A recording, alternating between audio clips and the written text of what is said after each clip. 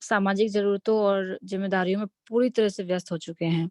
इस व्यवस्था में एक ज़रूरी चीज़ हम भूल गए हैं, वह है हमारी आत्मिक ज़रूरत। इसलिए ये वाक़ई में बड़े सौभाग्य और बड़े हर्ष की बात है कि हम अब अपने जीवन में विहंगम योग को जोड़कर आत्मा के वास्तविक चेतन से आवश्यकताओं को भी पूरा करने का प्रयास कर रहे हैं। इसी प्रयास के क्रम में आज हम सब पुनः इस सत्संग से जुड़े हैं। यह वह माध्यम है जहाँ हम आध्यात्म के अलग-अलग विषयों पे चिंतन करते हैं और स्वरवेद के माध्यम से जिज्ञासा के समाधान का प्रयास करते हैं। यही प्रयास हमें आध्यात्म के मार्ग से जोड़े रखता है। तो चलिए बिना समय गवाए आज के सत्संग का शुभारंभ करते हैं। सर्वप्रथम आज के सत्संग में हम आवाहन करेंगे सद्गुरुदेव का स्वागत गान के माध्यम से। मैं सूर्या जी जो कि वर्जीनिया से हैं, जुड़ी हैं, उनसे निवेदन करती हूँ कि वे स्वागत गान के सद्गुरुदेव का आवाहन करें। आप सूर्या जी। Thank you Neha ji. जय सद्गुरुदेव।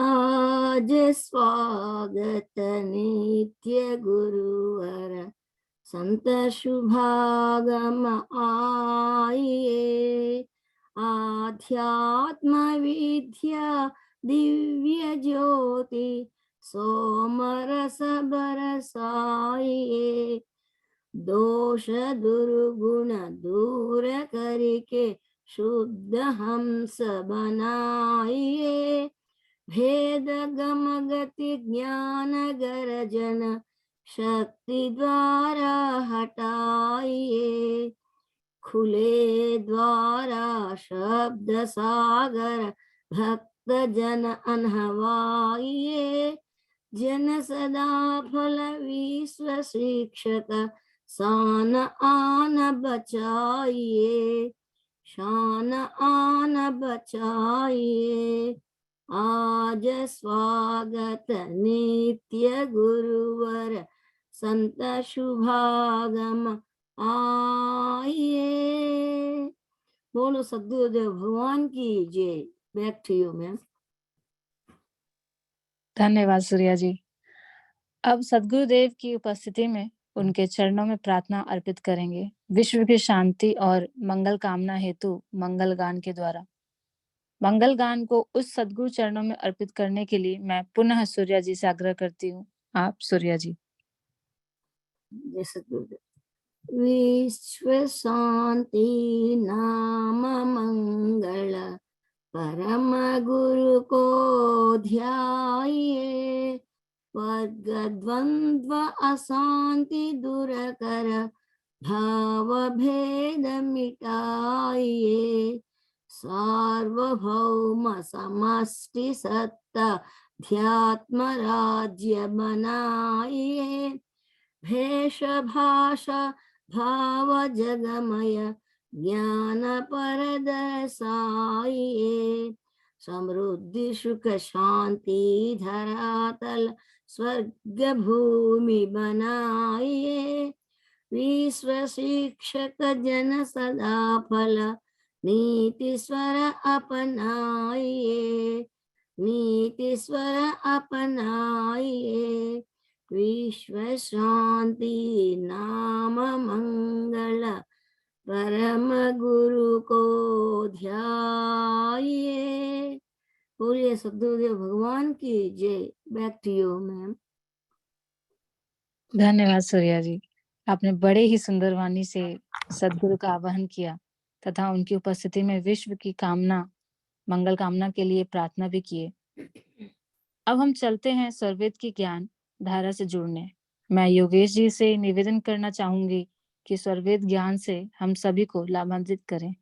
आप योगेश जी। अखण्डमण्डलाकारम् व्याप्तं येन चराचरम् तत्पदं दर्शितं येन तस्मै श्रीगुरुवे नमः। परमेश्वर जीव साथ है, अमित काल गए बीत, जीव त्रिताप छूटा नहीं, बिन सद्गुरु महप्रीत। जन अधीन वंदन करे, केहि विधि की जैसे, वार पार की गम नहीं, नमो नमो मम देव। हम सब के तारनहार, जीवों के त्रिताप का नाश कराने वाले, भवसागर से हमें पार करने वाले बंदी छोर अनंत श्री सद्गुरु भगवान के पावन चरण कमलों में कोटि कोटि वंदन। सद्गुरु पद उत्तराधिकारी, स्वरवेद कथामृत के प्रवर्तक संत प्रवर श्री विज्ञान देव जी महाराज के पावन चरण कमलों में बारंबार वंदन। परम वंदनीय माता जी के पावन चरण कमलों में कोटि कोटि नमन एवं आदरणीय संत श्री नामदेव जी महाराज के चरणों में बारंबार वंदन नमन। आज के इस आध्यात्मिक सभा में उपस्थित सभी गुरु भाई बहनों को मेरा सादर प्रणाम। जय सतगुरुदेव। बहुत बहुत धन्यवाद नेहा जी आपका।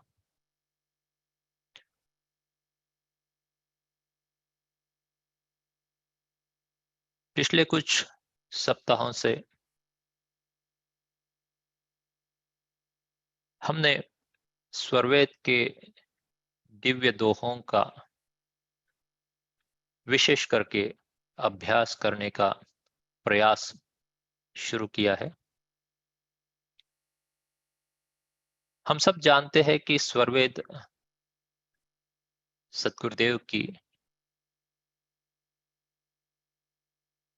एक ऐसी कलाकृति है जो उन्होंने अपनी चेतन समाधि में जिसकी उन्होंने अनुभूति की, उसको उन्होंने एक सरल हिंदी भाषा में इसको संपूर्ण मानव जाति के कल्याण के लिए स्वरवेद के रूप में एक प्रकार से लोकार्पण किया है। इस स्वरवेद में प्रकृति से लेकर परमात्मा तक का संपूर्ण ज्ञान सतगुरुदेव ने उड़ेल दिया है।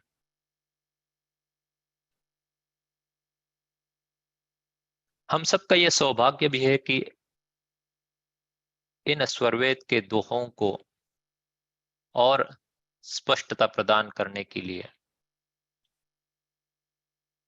हमारे प्रथम परंपरा सद्गुरु आचार्य श्री धर्मचंद्र देव जी महाराज ने इन दिव्य रहस्यमय गूढ़ चेतन विज्ञान से भरे दोहों का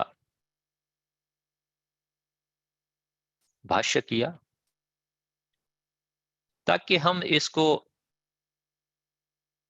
जब हम दोहों को पढ़े तो हमारे अंदर कोई भ्रम ना हो, कोई भ्रांति ना हो। हम दोहों को उसी रूप में समझने की कोशिश करें जिस रूप में, जिस अर्थ से सद्गुरुदेव ने उनको लिखा था।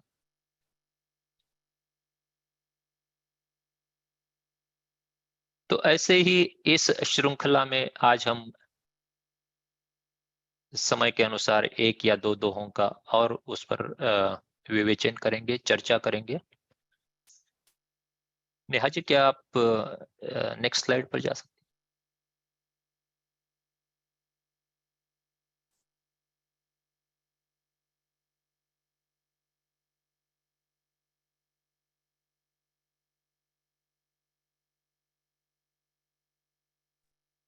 योगेश जी, आई थिंक आपको स्क्रीन शेयर करना पड़ेगा। आपके पास है क्या वो पीडीएफ? मेरे पास पीडीएफ नहीं है शायद। एक मिनट में चेक करता हूँ, लेकिन पीडीएफ ठीक है, मैं 1 मिनट में ढूंढता हूँ कि मेरे पास है क्या अवेलेबल।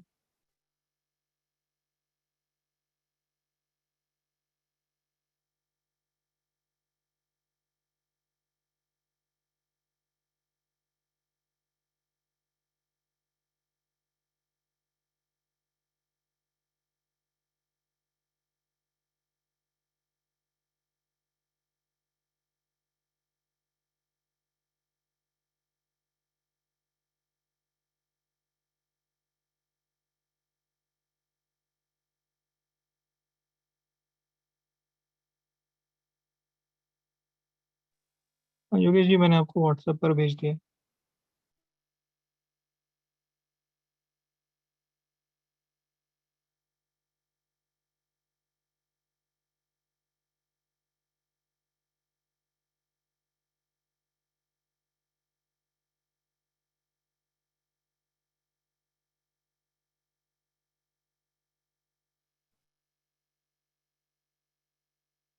क्या आप मेरा स्क्रीन देख पा रही हैं? जी योगेश जी।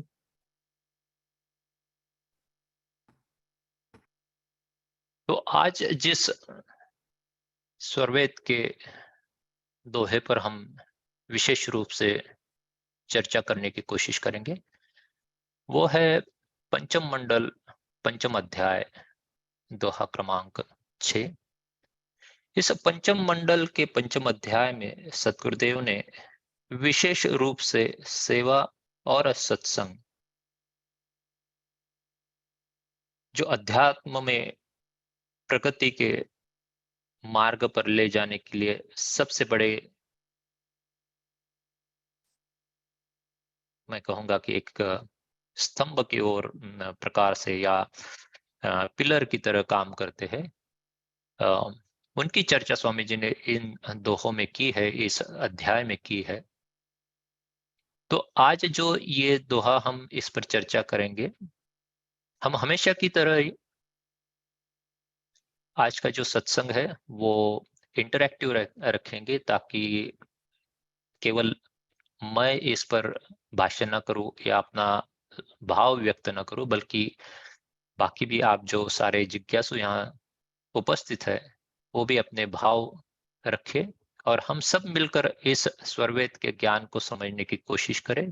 क्योंकि हम सब जानते हैं कि ये जो विज्ञान है ये अद्भुत है, रहस्यमय है और अनुभव का विषय है। इसलिए जब हम बौद्धिक धरातल पर इसका विवेचन करेंगे तो अ, अ, ये तो समझने की बात है कि हम पूरी तरह से उसका वर्णन नहीं कर पाएंगे, लेकिन हम अपनी अल्प बुद्धि से इसको एक बाह्य तत्व ज्ञान की ओर से समझने की कोशिश करेंगे, ताकि जब हम सदगुरु कृपा से जब हम साधना में बैठेंगे तो इन सारे दिव्य दोहों का जो अ, ज्ञान है वो हमारे अंदर उतरना शुरू हो जाए। जैसे सदगुरु की कृपा होती है तो इसका जो अनुभूतिपूर्ण ज्ञान है वो भी साधक के आध्यात्मिक जीवन में प्रकट होता है। तो शुरुआत करते हैं। मैं चाहूंगा कि आप में से कोई एक आगे आए और इस दोहे को दोहे का पाठ करे और साथ ही साथ दोहे का जो भाष्य है उसको भी आप सबके सामने रखें और फिर इस पर हम आगे चर्चा बढ़ाएंगे।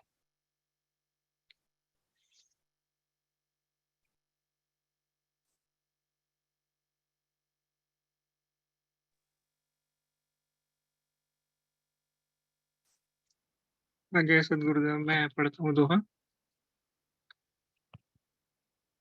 उदविराज रस चाहते, साथ चाहते मान, एक म्यान दो खड़ग सम, नीच भाव ज्ञान। भाष्य। ऊर्ध्व सोमरस पीने की इच्छा और संसार से मान की इच्छा दोनों एक साथ प्राप्त नहीं हो सकती। एक म्यान में दो तलवारें नहीं रखी जा सकती। इसलिए मान प्रतिष्ठा की इच्छा नीच अज्ञानियों को होती है। जय सद्गुरुदेव। आपका बहुत बहुत धन्यवाद श्रीरंग जी। ये जो एक दोहा ऐसा है कि इसमें सतगुरुदेव ने बहुत सारी विशेष आध्यात्मिक जरूरत इस दोहे के माध्यम से एक मानव जाति के सामने रखी हुई है। पहले हम इन शब्दों का शब्दार्थ समझ लेते हैं और फिर धीरे धीरे उस पर और गंभीर चर्चा करेंगे। तो ऊध, पहला जो शब्द है ऊध, इसका शब्दार्थ है ऊर्ध्व, मतलब ऊपर की ओर। विराज रस जो शब्द है, जिसको सोमरस कहा जाता है, उसको विराज रस यहाँ पर समानवयी अर्थ से उपयोग में लाया गया है। और शब्दार्थ में एक शब्द है अज्ञान, जो कि अविद्या के लिए उपयोग में लाया जाता है। तो स्वामी जी इस दोहे के पहले लाइन में कहते हैं कि उद विराज रस चाहते, साथ चाहते मान। तो इस पहली लाइन का पहला जो आधा भाग है, इसमें जो चर्चा है या इसमें स्वामी जी जिस बात की चर्चा कर रहे हैं वो है अध्यात्म की ओर प्रगति करना। फिर आगे कहते हैं कि साथ चाहते मान। तो ये जो दूसरा भाग है इस लाइन का, उसमें बात हो रही है प्राकृतिक विषय सुख की मान प्रतिष्ठा की। तो जैसा हम भाष्य में देखेंगे कि ऊर्ध्व सोमरस पीने की इच्छा और संसार से मान की इच्छा दोनों एक साथ प्राप्त नहीं हो सकती। तो उध विराज रस चाहते, उध जैसे कि कहा है कि उद मतलब ऊर्ध्व। तो अध्यात्म में योग की दो भूमियां बताई गई है विशेष रूप से। एक होती है अर्ध भूमि और एक होती है ऊर्ध्व भूमि। जैसे हम सब जानते हैं कि विहंगम योग में 5 भूमियों की साधना बतलाई जाती है, और इन 5 भूमियों का जब हम वर्णन पढ़ते हैं तो बताया जाता है या हमें समझ में आता है कि हमारी जो आज चेतना अर्ध में है, मतलब नीचे की ओर है, प्रकृति में प्रवाहित है, उस आत्म चेतना का धीरे धीरे विकास हम करते हैं। और जैसे कि स्वामी जी अक्सर अमृतवाणी में और संत प्रवर जी दिव्यवाणी में भी इसकी चर्चा करते हैं कि अथर्ववेद में इन्हीं 5 भूमियों का वर्णन किया गया है सांकेतिक रूप में, जिसमें कहा गया है कि हमारी जो चेतना है वो पृथ्वी से अंतरिक्ष, अंतरिक्ष से द्यौ भूमि या दीवधाम, और द्यौ भूमि की पीठ के ऊपर स्व का प्रकाश है, जो हम उत्तरोत्तर हमारे चेतना का, आत्म चेतना का विकास करके उसको प्राप्त कर लेते हैं। तो जिस सोम रस को हम चाहते हैं अध्यात्म में, अध्यात्म जिज्ञासु जो होते हैं, जो मुमुक्षु होते हैं, जिस सोम रस की, जिस विराज रस की वो इच्छा रखते हैं, वो ऊर्ध्व में होता है और वहां से उसका प्रवाह आत्मा में होता है। तो जैसे मैंने कहा कि अर्ध और ऊर्ध्व की भूमि होती है, तो जब हमारी आत्मचेतना चेतन प्रदेश में जाती है तो चेतन प्रदेश में अक्षर की भूमि को अर्ध की भूमि और परम अक्षर की भूमि को ऊर्ध्व की भूमि कहा जाता है। तो अर्ध और ऊर्ध्व की जो संज्ञा है वो हमारी चेतना कितना विकास हुआ है या कौन सी भूमि में है, उसके अनुसार इस अर्ध और ऊर्ध्व का जो है वो अर्थ हमें समझ में आता है। यहाँ पर जिस प्रथम वाक्य में जो विराज रस की बात है, तो उसमें ऊर्ध्व की जो संज्ञा आई है वो सर्वोच्च जो हमारा लक्ष्य है मानव जीवन का, परम अक्षर की प्राप्ति, अमृत महासागर की प्राप्ति, तो वो उसको ऊर्ध्व भूमि कहा गया है, जो कि अंतिम भूमि है, जो कि हमारे मनुष्य जीवन का लक्ष्य है। तो इस सोमरस को विराज रस इसलिए कहा जाता है क्योंकि जो स्व का धाम है या जो परम अक्षर का मंडल है, उसको विराज धाम भी कहा गया है। ये वेदों का ही शब्द है। सर्वसामान्यतः हम सोमरस की बात करते हैं या उस अमृत की बात करते हैं, जो स्वामी जी यहाँ पर विराज रस के रूप में उसको उपयोग में ला रहे हैं, क्योंकि वो उसका स्थान कहाँ पर है, वो विराज धाम में या तीन पाद अमृत जिसको हम कहते हैं वहां पर स्थित है। और वहां से जब हमारी आत्मा का संबंध होता है तो वो शब्द की धार या वो चेतन धार या वो सोमरस जो है वो आत्मा को प्राप्त होता है। हम सब जानते हैं कि आत्मा चेतन है और परमात्मा भी। तो इन दो चेतन पदार्थों का जब संबंध हो जाता है, मतलब जब आत्मा शुद्ध रूप में आत्म चेतना परम अक्षर में पहुंचकर परम अक्षर से जुड़ जाती है, तब वह शब्द की धार जो है आत्मा में प्रवाहित होती है। वैसे तो आत्मा और परमात्मा का निरंतर नित्य संबंध रहता ही है, परंतु क्योंकि प्रकृति के आवरण के कारण आत्मा को अलग अलग स्थितियों से गुजरना पड़ता है, जिसके कारण उस चेतन संबंध का ज्ञान आत्मा में नहीं रहता।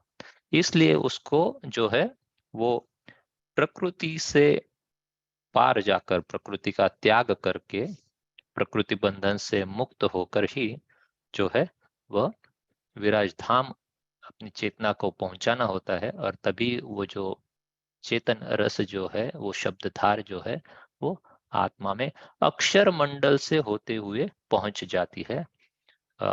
तो इस तरह से ये जो पहला वाक्य जो है, पहले वाक्य का पहला जो भाग है, उसमें स्वामी जी एक जिज्ञासु की इच्छा यहाँ पर प्रदर्शित कर रहे हैं कि जो भी अध्यात्म में आगे बढ़ना चाहता है, जो भी परमात्मा को प्राप्त करना चाहता है, जो भी उस सोमरस को पाना चाहता है, उसके लिए क्या आवश्यक है कि वो अपनी चेतना का धीरे धीरे उत्तरोत्तर विकास करे।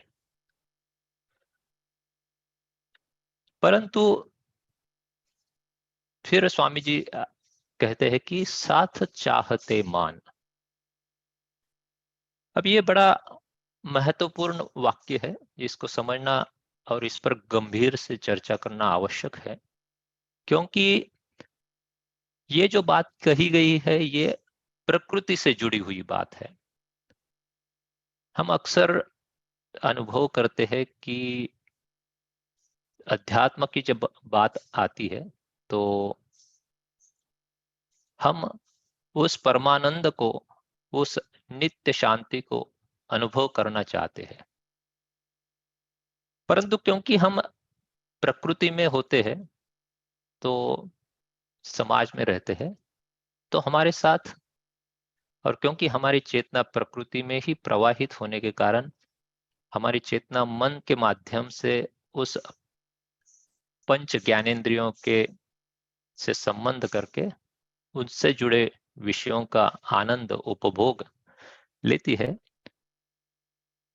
तो ऐसे में एक मुमुक्षु के लिए एक उस परमानंद को प्राप्त करने की इच्छा रखने वाले को ये आवश्यक है समझना कि एक तरफ जहां हम चाहते हैं कि वो सोमरस हमें प्राप्त करे, उसी वक्त क्योंकि आज हम इस शरीर में है, इस संसार में है, और हमारी चेतना प्रकृति से जुड़ी होने के कारण प्राकृतिक विषयों में लगी हुई है, तो इसलिए वो जो विषय है, पंच विषय जो है, अलग अलग प्रकार से उनकी आसक्ति हमारे अंदर रहती है।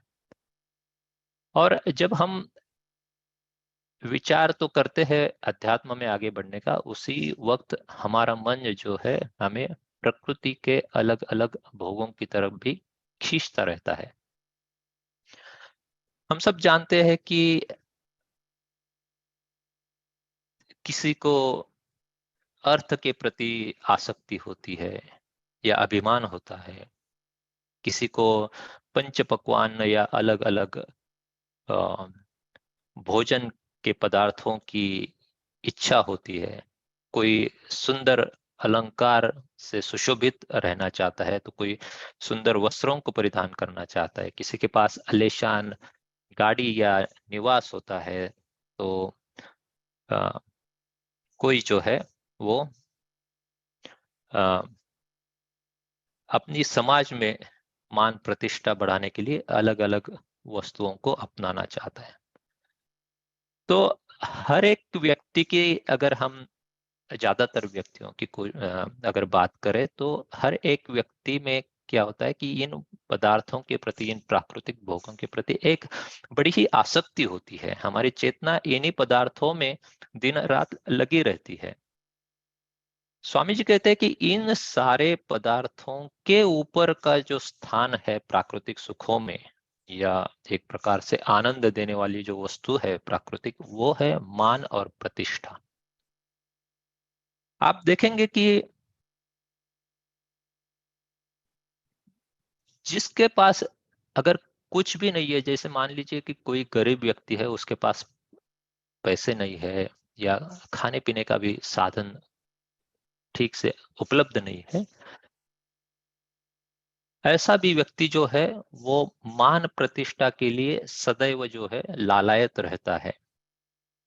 जिनके पास पैसा है, धन है,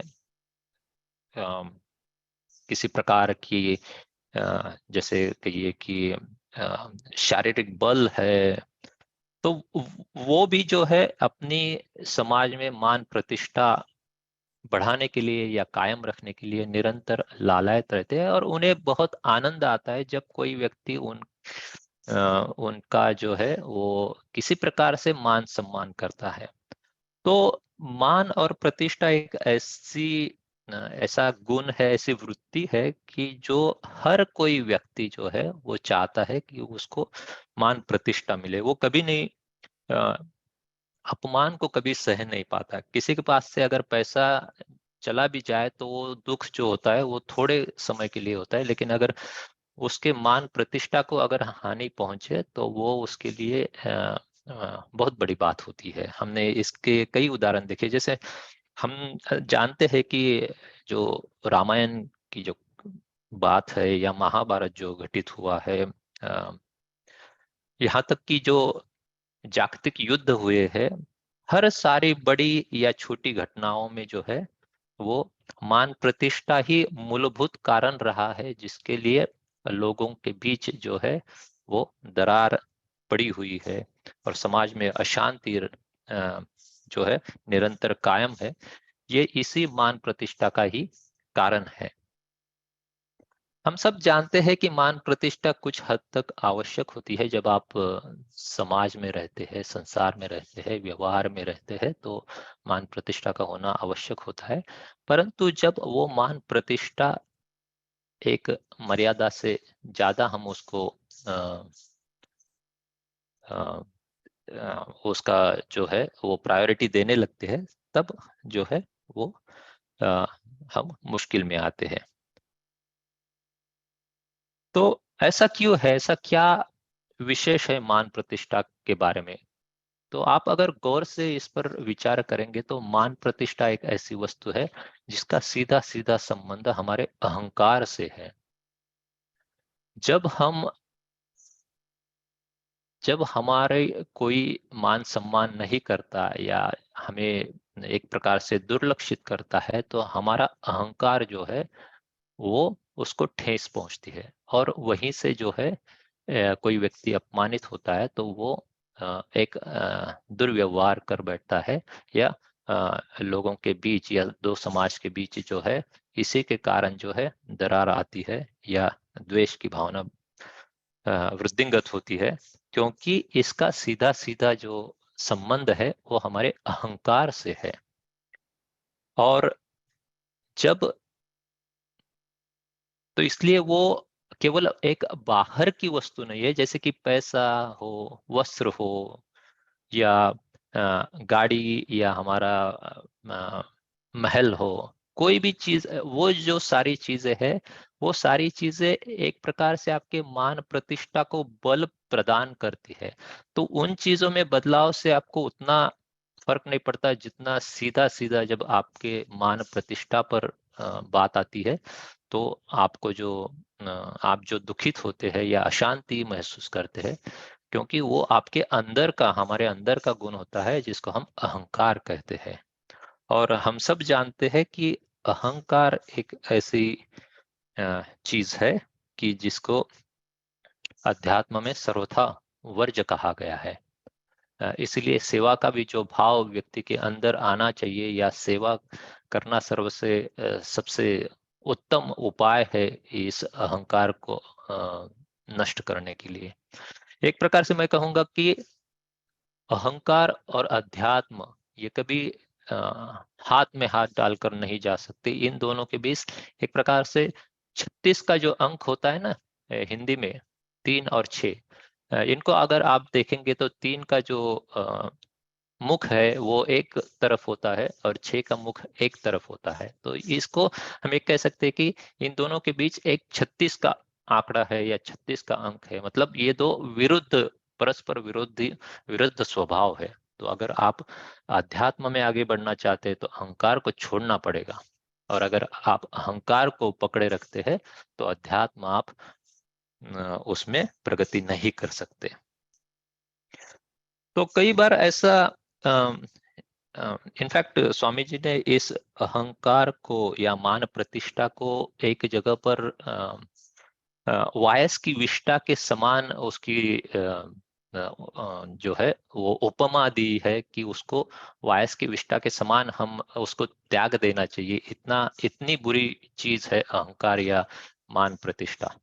तो स्वामी जी एक जगह इनफैक्ट कहते हैं कि अभिमानी अभिमान में गुरु से चाहत मान। क्योंकि कई बार ऐसा होता है कि हम जब मान प्रतिष्ठा की बात करते तो ये भी भूल जाते हैं कि जिस अध्यात्म में हम आगे बढ़ना चाहते हैं उस आध्यात्मिक गुरु से ही हम मान सम्मान चाहते हैं। हम चाहते हैं कि वो हमें हमारा नाम ले, या हमें सबके सामने हमारे बारे में अच्छी बातें कहे, या जब हम उनके दर्शन के लिए जाएं तो वो हमें जो है वो हमें समय दे, वगैरह वगैरह सारी बातें। तो स्वामी जी कहते हैं कि ऐसे जिस प्रकार से अभिमानी व्यक्ति होते कि जो गुरु से भी मान चाहते हैं, उनकी अवस्था बड़ी विकट होती है। ऐसे जो आत्माएं होती है, अभिमानी आत्माएं, उनको फिर क्या होता है, 84 के फंदे में वो फिर भटकते रहते हैं, और कीट श्वान सम उनकी जो है वो अवस्था हो जाती है। तो इस प्रकार से मान सम्मान या मान प्रतिष्ठा जो है वो अध्यात्म के लिए बहुत ही एक विषकारी वस्तु है, जिसका त्याग जब तक हम नहीं करते पूरी तरह से, तब तक अध्यात्म में प्रगति असंभव है। तो इसके बारे में एक दो उदाहरण मेरे मन में आ रहे हैं कि देखिए, हमने बात की अर्ध और ऊर्ध्व की। तो अर्ध में जब हम प्रकृति में रहते हैं तो हम निरंतर प्राकृतिक सुखों को चाहते हैं और मन जो है हमारा प्रकृति में लगा रहता है, तो अहंकार मन में आता है और हम उस मान प्रतिष्ठा को चाहते हैं। अब आप कहेंगे कि क्या हम मान सम्मान को रखते हुए अध्यात्म में आगे नहीं बढ़ सकते? क्या हम अपना अहंकार अ, को पालते हुए एक प्रकार से उसका बिना त्याग किए क्या हम अध्यात्म में आगे नहीं बढ़ सकते क्या? तो इसकी मैं एक प्रकार से एक उदाहरण देने की कोशिश करता हूँ। मुझे मालूम नहीं कितना वो सटीक होगा, लेकिन जैसे मान लीजिए कि आज हम सब लोग एक किसी न किसी शहर में रहते हैं, जहाँ पर शहर की सारी चकाचौंध हमारे लिए उपलब्ध है। शहर की सारी सुविधाएं जो है वो उपलब्ध है, जैसे कि मनोरंजन की बात अगर हम करें तो थिएटर्स अवेलेबल है, या कहीं जो है वो किसी स्पोर्ट के लिए स्टेडियम्स है, या और भी मनोरंजन की जो बातें हैं, या घर गृहस्थी के लिए भी जैसे ग्रोसरी है, हॉस्पिटल से सब कुछ जो है वो जब हम शहर में रहते हैं तो शहर की सारी सुविधाएं जो हमें आवश्यक है वो उपलब्ध होती है।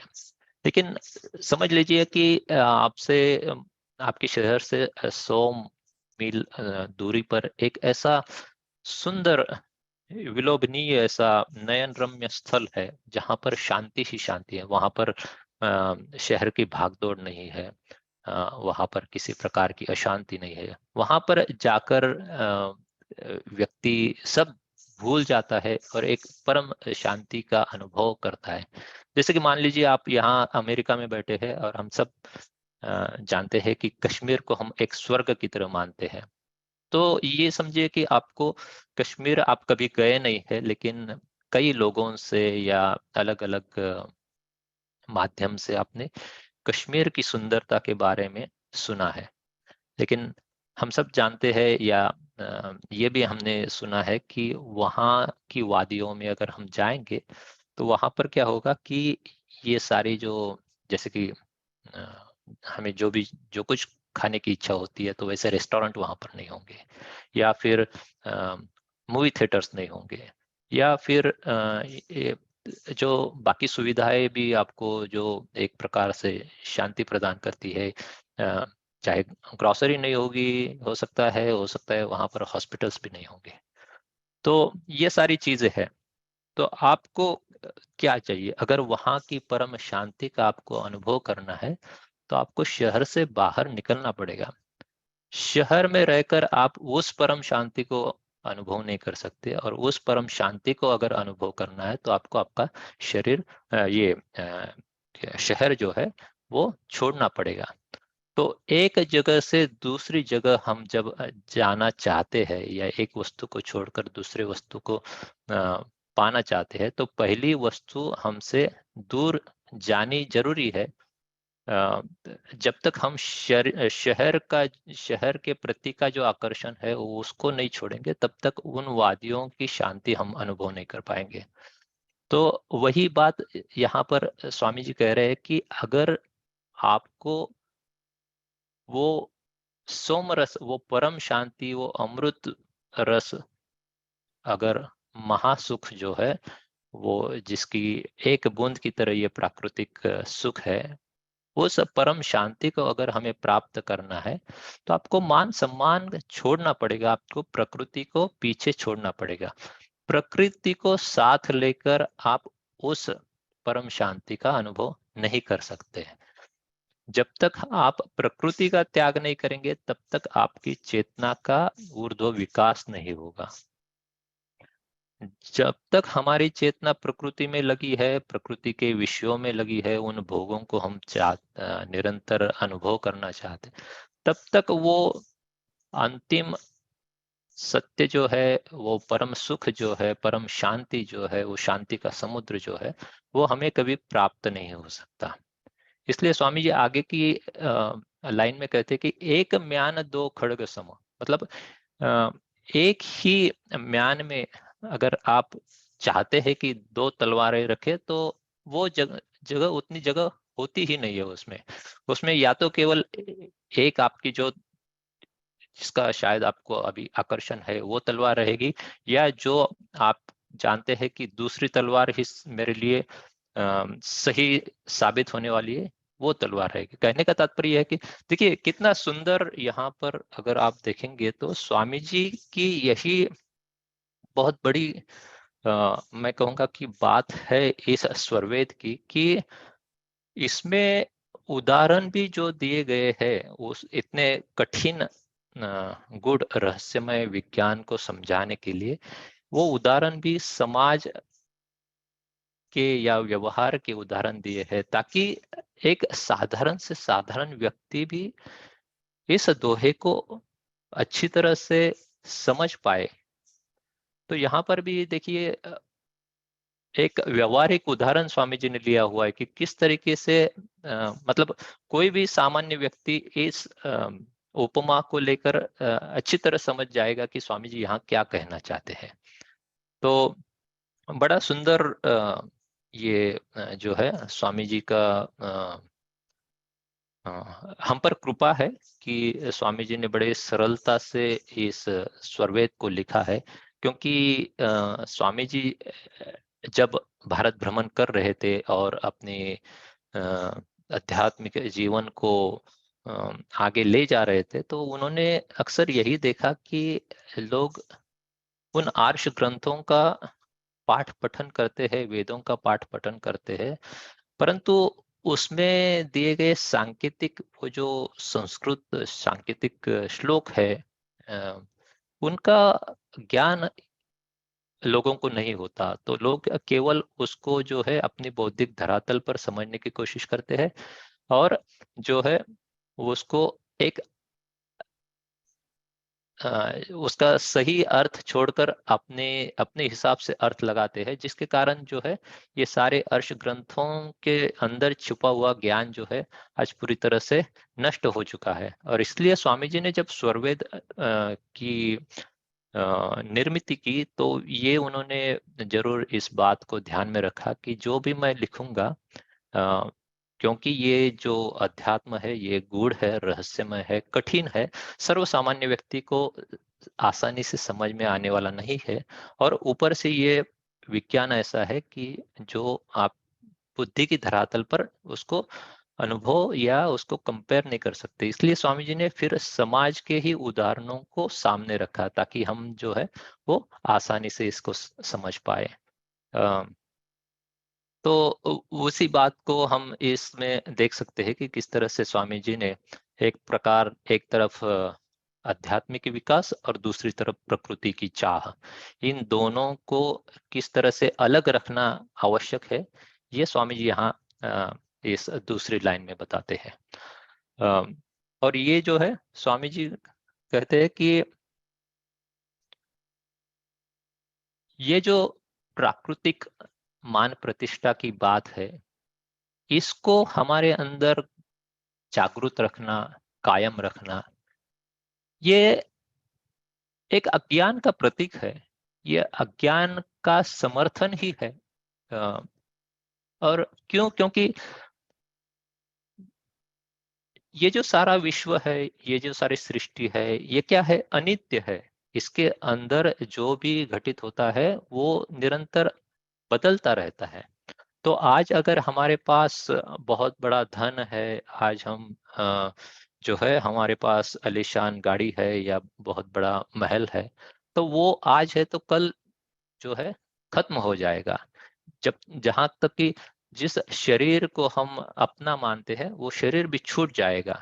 जिन अपने जनों को, परिजनों को हम अपना मानते हैं वो भी एक एक करके छूट जाएंगे। तो ये जो नित्य अनित्य वस्तु विवेक होता है, वो विवेक की जब कमी होती है तो उसी को स्वामी जी उन्हीं लोगों को अज्ञानी या अविद्या से परिपूर्ण कहते हैं। तो ऐसे जो जिन लोगों के अंदर ये इस मान मर्यादा प्रतिष्ठा का बहुत बड़ा जो अहम भाव उनके अंदर रहता है, तो वो उनको स्वामी जी ने अज्ञानी की एक संज्ञा दी है कि ऐसे जो है वो कभी अध्यात्म में आगे नहीं बढ़ सकते, क्योंकि उनका निरंतर प्रयास यही रहता है कि किस तरह से मैं लोगों के बीच अपने आप को एक बड़ा साबित करूं और लोग मुझे मान सम्मान देते रहे, तो वो भाव कैसा है? एक नीच भाव है, एक अज्ञानी का भाव है। स्वामी जी कहते हैं कि ऐसा भाव रखकर हम अ, वो जो ऊर्ध्व में स्थित जो सोम रस है, जो विराज रस है, वो कितना भी हम चाहे उसमें उसकी तरफ हम आगे नहीं बढ़ सकते, क्योंकि हमें आज भी जो है वो अ, संसार के मान प्रतिष्ठा की ही अ, इच्छा निरंतर जागृत रहती है। एक और उदाहरण शायद आप सब जानते हैं इसको, लेकिन मुझे लगता है यहाँ पर एक सटीक सा लगता है, तो इसलिए मैं आपके सामने रख देता हूँ। हम सब जानते हैं कि भारतवर्ष में कई जगह पर गांवों में बंदर होते हैं, आते हैं कुछ समय के लिए वगैरह। तो उन बंदरों में कभी कभी ना कोई बंदर जो होते हैं वो बड़े मिस्चीवस होते हैं, लोगों को तंग करते हैं। तो ऐसे बंदर को पकड़ने की एक विशेष युक्ति जो वो लोग होते हैं जो बंदर को पकड़ कर ले जाते हैं और जो है दूर छोड़ते हैं, जंगल में छोड़ते हैं, उन लोगों के पास एक बड़ी युक्ति होती है। वो क्या करते हैं कि कहा जाता है और सुना है कि बंदर को जो है ना मूंगफलियां बहुत पसंद होती है। तो ये लोग क्या करते हैं कि एक बड़े से मान लीजिए मटके में जो है वो मूंगफलियां रख देते हैं, और उस मटके का जो मुख जो होता है वो बड़ा छोटा होता है। तो वो इस तरीके से होता है कि बंदर का हाथ उसमें आराम से जा सकता है। तो अब बंदर जब देखता है कि इस मटके में उसकी जो हम्म, प्यारी चीज वहां पर रखी है मूंगफलियां, तो वो आसानी से उसमें हाथ डाल देता है कि वो मूंगफलियां उसको ले और भाग जाए। लेकिन होता यह है कि जब वो मूंगफलियों को अपने हाथ में लेता है, मुट्ठी में लेता है, तो वो मुट्ठी के कारण अब जो है उसका हाथ निकल नहीं पाता उस मुख से। अब उसके कारण ये होता है कि वो वहां पर अटक जाता है। अब बात एक सीधी होती है कि वो अपने हाथ में जो मूंगफलियां है उनको छोड़ दे, तो उसका हाथ वापस बाहर आ सकता है और वो उस बंधन से मुक्त हो सकता है। परंतु क्योंकि उसके अंदर वो आसक्ति या आकर्षण उस मूंगफलियों के प्रति इतना होता है कि उसके उसमें वो ज्ञान जो है वो एक प्रकार से उस पर प्रकृति का आवरण आ जाता है कि कि वो सोच नहीं पाता। मोह का आवरण आ जाता है, वो सोच नहीं पाता इतनी छोटी बात कि अगर मैं मूंगफलियों को छोड़ दूंगा तो मैं सीधा यहाँ से भाग सकता हूँ। लेकिन वो मूंगफलियां छोड़ना नहीं चाहता, और फिर उसका हाथ उसमें से अंदर से बाहर नहीं आ पाता, तो वो वहां पर अटक जाता है। और फिर बंदर, वो जो आदमी होता है, वो उस बंदर को पकड़कर ले जाता है। यही अवस्था लगभग हमारी है कि हम जो है वो इस मोह में, प्रकृति के मोह में इस तरीके से जकड़े हुए हैं कि हम चाहते तो है हम इससे छूटना, परंतु हमसे ये जो अ, भोग विषय है ये हमसे अलग नहीं हो पाते। हम इनको छोड़ना नहीं चाहते। हम चाहते हैं कि अ, दो डगर पर पैर रखकर हम जो है आगे बढ़ना चाहते हैं। हम चाहते हैं एक तरफ आध्यात्मिक विकास हो, या ये जो त्रिताप है इनसे छुटकारा मिले, हमें शांति प्राप्त हो, आनंद हो, सुख प्राप्त हो, नित्य वाला सुख प्राप्त हो। लेकिन दूसरी तरफ जब बात आती है प्राकृतिक सुखों की, तो उसको भी हम नहीं छोड़ना चाहते। हम बार बार उन विषयों में पलटकर जो है वो दौड़ लगाते हैं। इसलिए इसी को और विशेष से बताने के लिए स्वामी जी कहते भी है ना कि मने सुरतिले उड़त है, चढ़े उत्तुंग आकाश, तुरत राग में गिरत है, सद्गुण जियो विनाश। तो मन जो है वो हमें बार बार इन्हीं विषयों, भोगों में हमें खींच कर रखता है। तो हम भले कितनी भी इच्छा रखे उस विराज रस को, उस परम शांति को प्राप्त करने की, परंतु इन भोगों से हम अपने आप को अलग नहीं करना चाहते। यही जो अज्ञान है, यही जो नीच का भाव है, वो हमें प्रकृति में निरंतर इस बंधन में जकड़े रखता है।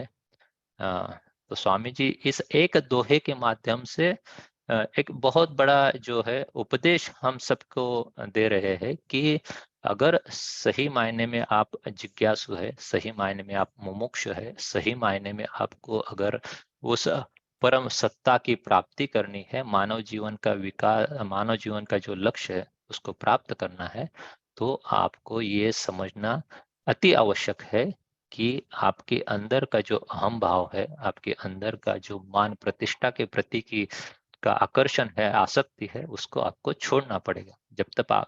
आप जब तक उसको नहीं छोड़ेंगे, तब तक जो है आपकी आत्म चेतना का विकास नहीं हो पाएगा।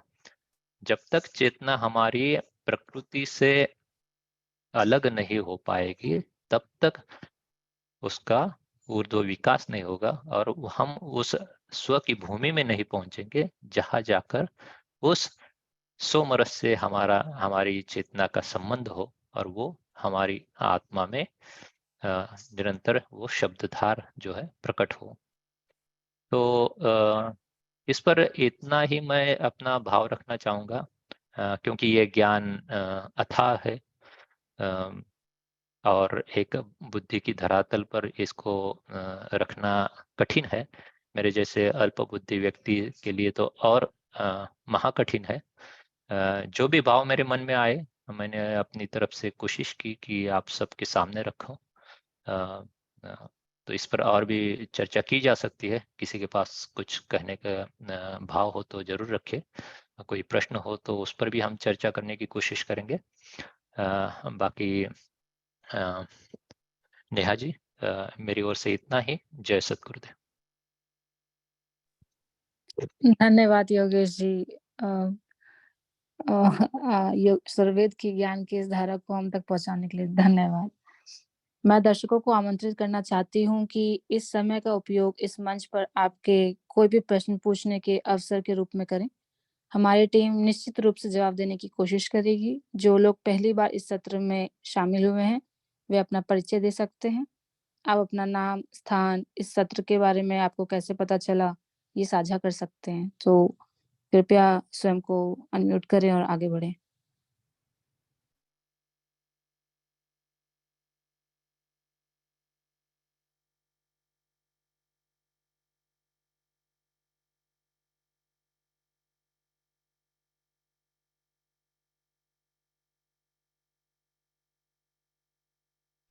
मैं निरंजन बोल रहा हूँ जी। बहुत बहुत सुंदर लगा सुन करके योगेश जी की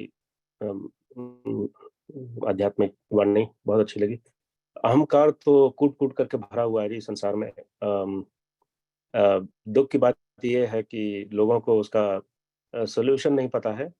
अब हम जैसे कुछ लोग हैं जो कि सत्संग से जुड़ते हैं, तो कोशिश हर दिन रहता है कि कैसे इसको कम किया जाए।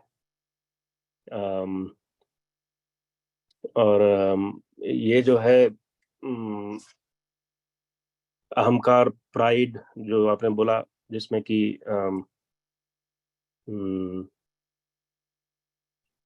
एक जो भाव होता है कि अपने आप को आइडेंटिफाई करने का, तो उसका सल्यूशन जो है मेरे ख्याल से आज की दुनिया में यही है कि वो बहुत बढ़िया से आपने बोला कि सत्संग और सेवा, अगर ये दो चीज, ज्ञान, ब्रह्म ज्ञान और सेवा तो बहुत सारे लोग करते हैं जी।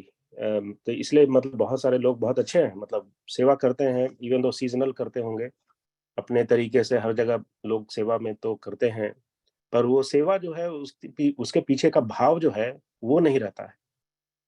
आज जो है चैरिटी लोग दे करके सोचते हैं कि हमने तो चेक द बॉक्स कर दिया है, पर चैरिटी का मतलब उन्हें ये नहीं पता है कि चैरिटी ये नहीं होता कि पैसा दे देना। चैरिटी होता है, चैरिटी तो ये ग्रीक वर्ड से डिराइव किया गया है, जिसको अगापी बोलते हैं, जिसका मतलब प्रेम होता है।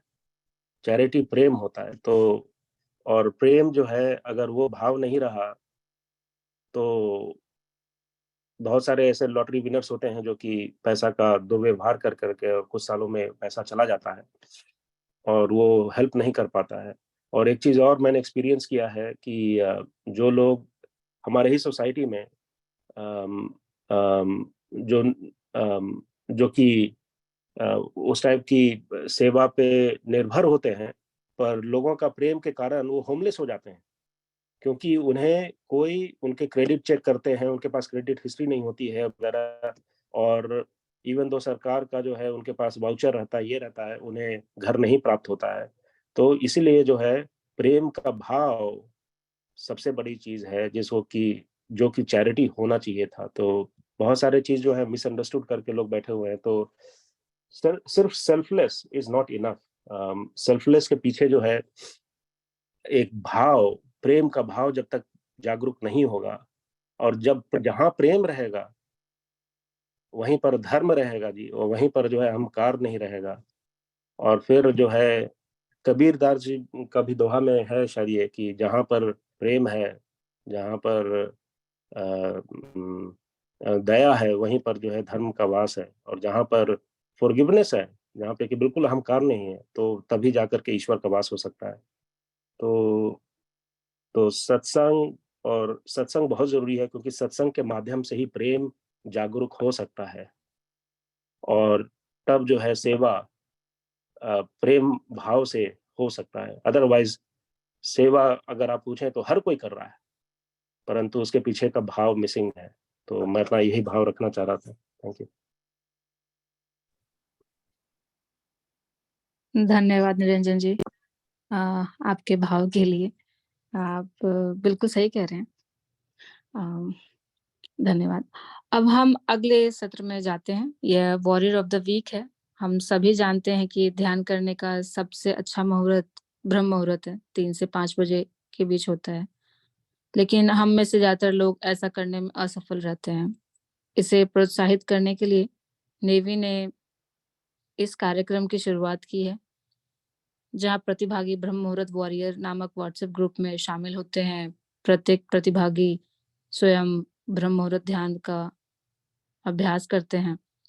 शामिल होने के लिए कोई सत्र नहीं है। इस बार जब आप ध्यान कर लेते हैं, एक बार आप जब ध्यान कर लेते हैं तो आप ग्रुप को स्थिति में डन में भेजते हैं।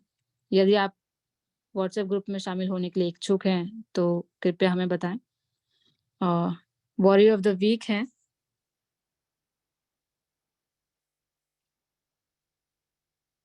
सूर्या जी, तजिंदर जी, भगवती पटेल जी।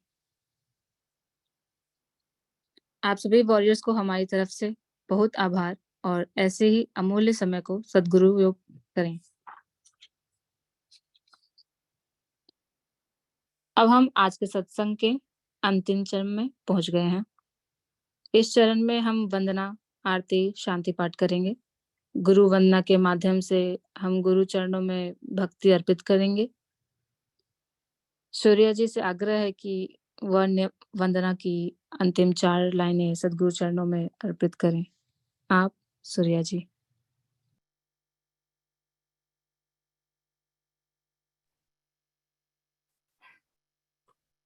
प्रभु कल्प संत समाज उत्तम सर्वधर्म आचार्य है, जिमिनाध्य आशीष सिंधु के है, विश्व पथमय कार्य है। प्रभु सत्य संत समाज तेरा आप रक्षा कीजिए, जन सदा फल ज्ञान भक्ति वृद्धि दिन दिन कीजिए। सद्गुरु भगवान की जय। धन्यवाद सूर्या जी।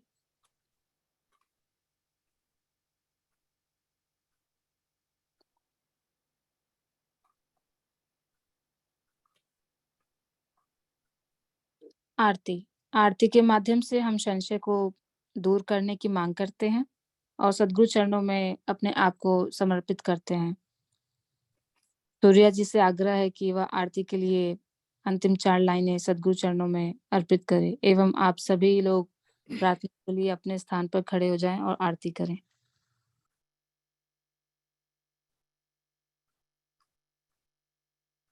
गुरु मूर्ति गति चंद्रमा, सेवक नयन चकोर, पलक पलक निरखत रहे गुरु मूर्त की ओर।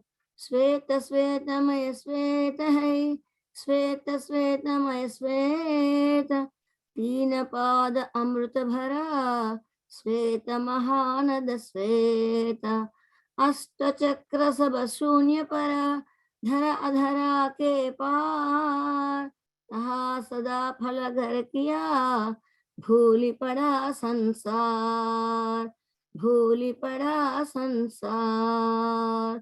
सद्गुरुदेव भगवान की जय।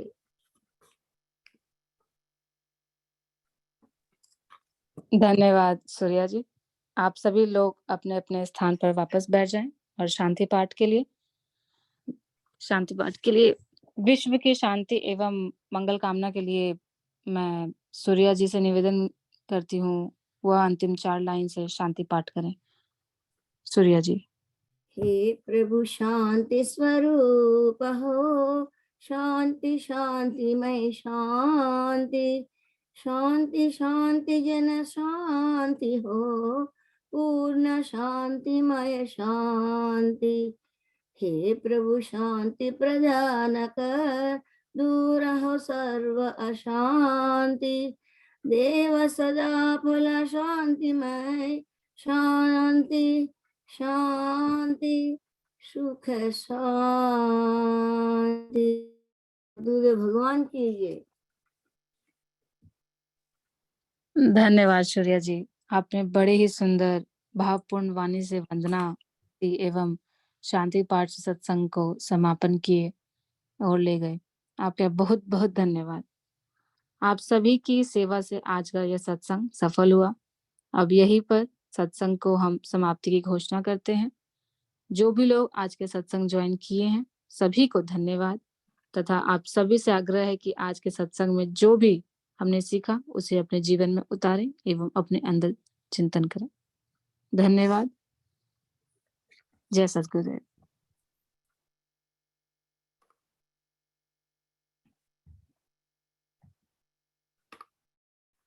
जय सद्गुरुदेव। Thank you.